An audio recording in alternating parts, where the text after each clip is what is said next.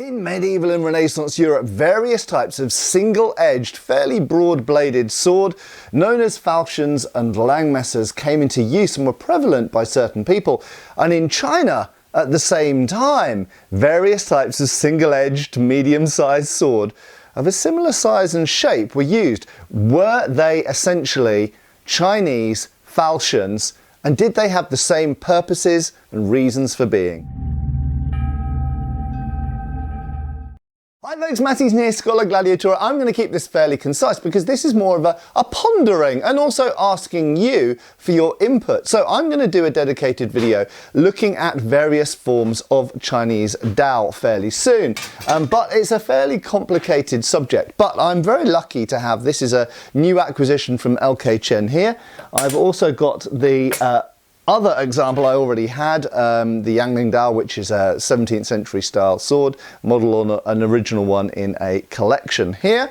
And I've also got this other new edition here, which is the Shark Head Dao, Ming Dynasty style here. Now, so these are types of sword which came about in China in the Ming Dynasty and going into the Qing Dynasty. Okay, so we're talking about here from really the 15th, 16th and 17th centuries.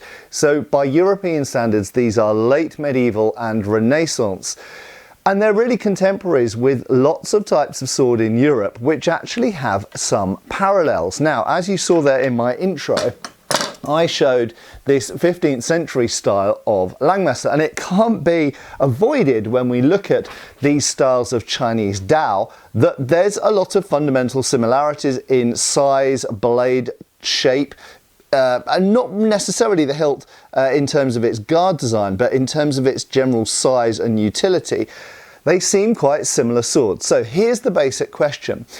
Did Europeans come up with falchions and messers like this for very similar reasons to the Chinese coming up with the Dao? Well, I think partially the answer is yes. So if we go back to the origin of the falchion, like this sort of Conyers type falchion here with this big, broad, flat, thin blade, I've talked about these in a number of previous videos, and they are not what a lot of people think. A lot of people think that these are anti-armor weapons. Well, quite simply, if you want to fight against armor and overcome armor, you use things like axes and maces, large two-handed weapons, pole arms. These aren't particularly good against armor. They are large, flesh-chopping blades. These are far more effective against types of fabric armor, if you are going to hit armor with them, or fundamentally just hitting meat. So because they are thin and relatively light for their size, I don't consider them anti-armor weapons. And in fact, they're particularly not well suited to dealing with even mail armor, but certainly things like lamellar or early plate, which was starting to come into use at this time. In contrast, what we see in 14th century Europe as armor becomes more and more hardcore are more and more pointy swords, because the only way really of bypassing this type of very heavy European armor is with the point, or aiming where places where armor isn't. For example, someone's exposed face or parts of their legs or whatever else. So any areas where there aren't armor. But fundamentally, if you want to get through mail, aka chainmail, then really you need to be using the point. And so swords like this start to develop with really kind of pointy blades. Now, what's interesting is if we go over to China, and there was a connecting point via the Mongols, but we'll get to the Mongols in a second. But if we look at China, then they went in a different direction. They actually went away from, by and large anyway, they went away from straight pointy swords, the jian, and they moved to, for military swords, pretty much universally, the Dao. Okay, so they went away from straight thrusty swords towards broader, sometimes curved, sometimes straight, choppy swords with asymmetrical points. Now, on the surface of it, you could say these are less suited for thrusting than a jian is, but they're better for cutting. So, were these anti-armor swords? By and large, no. Now, interestingly, FALCHION as a company have asked me to look specifically at the shark-headed Dao here, because there are some theories and some people that argue that this particular point shape is designed for penetrating mail armor, specifically chainmail armor.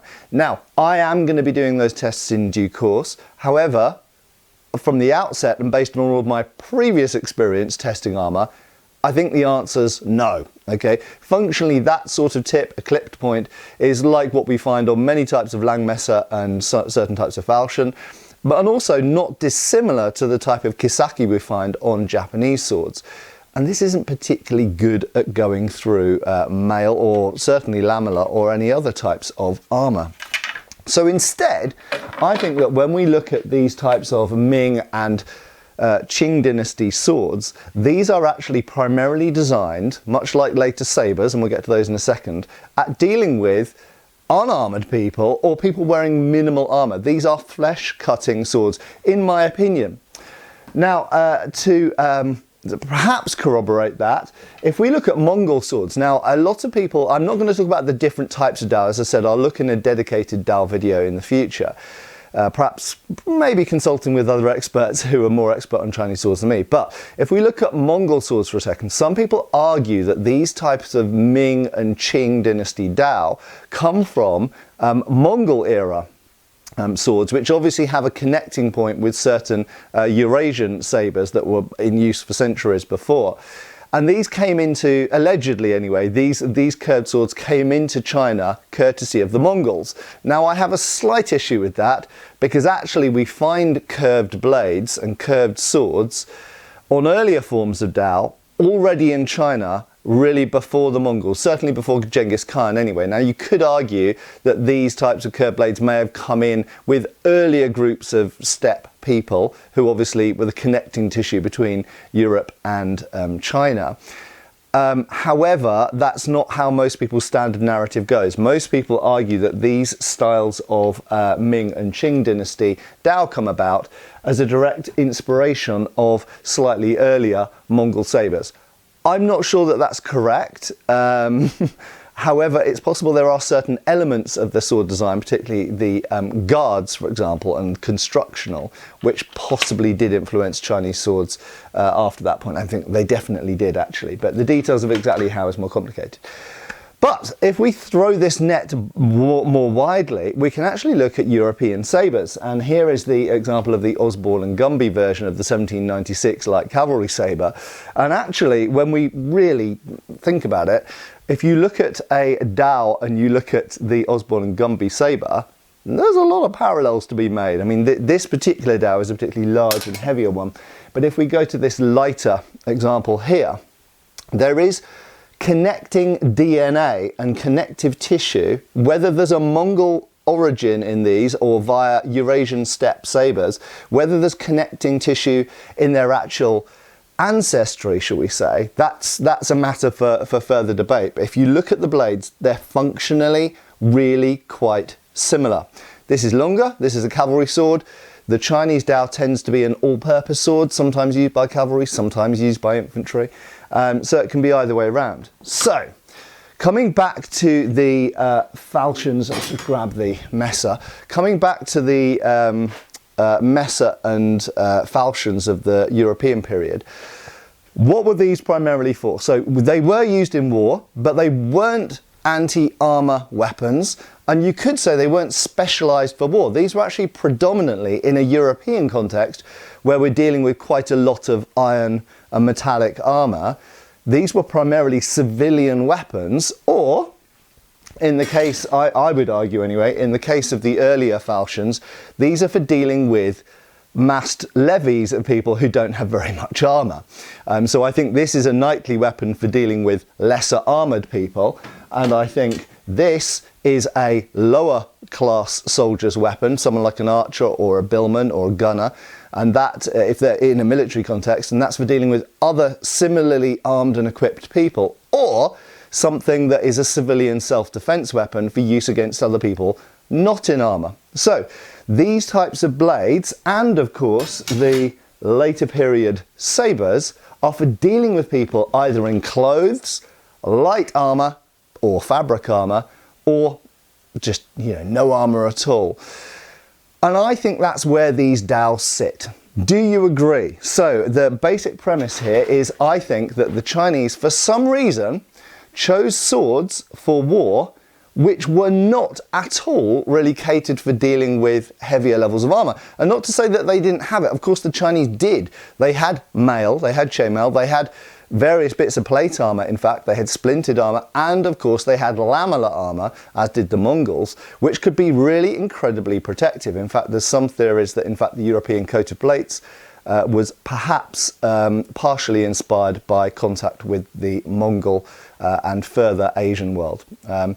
Something about that in another video, I would say. So what do you think? If you look at these Chinese Dao in a wider context, and if you look at them compared to other swords from other periods and other areas, to me, these swords absolutely scream out for use against unarmoured or lightly armoured people, or certainly unarmoured parts of people. They are not really armoured fighting weapons. So while this isn't a conclusion, and I will do those tests, when we come to the shark-headed Dao here, to me, this is really functionally very similar to a European falchion, langmesser or hanger. It is not a specialised armoured weapon, and it is even less of an armoured specialised armoured fighting weapon than something like a European knightly arming sword, which I would say is a more specialised weapon for dealing with armour than any of those other single-edged swords that we've just looked at. What do you think? Get posting down below. I'll be the reason I framed this as a question and rather than making any great assertions is because I think a lot more research needs to be done. It's a very complicated and nuanced subject, so I'm not making any great conclusions here, but I'm interested in your feedback, particularly if you have specialist knowledge of Chinese or other Asian weapons. What do you think? Do you think that Mongol swords are particularly well suited for dealing with armour? Not so sure they are, actually. So why did they use those types of swords? Why did the Chinese choose the Dao over the Jian in a period when they were wearing lots of armour? Why didn't they stick with the Jian and use it as a thrusting weapon? Why did they move to the more cut-oriented Dao? Why did the Mongols use the types of sabres that they did? Why didn't they use more specialised anti-armoured weapons? Or was it that they used things like the mace, which they did, against armour, and they saved the sword for other purposes? Interested in your comments down below. Thanks a lot for watching. I have been Matt Easton, and do you know what? I probably will be next time as well. Take care, folks.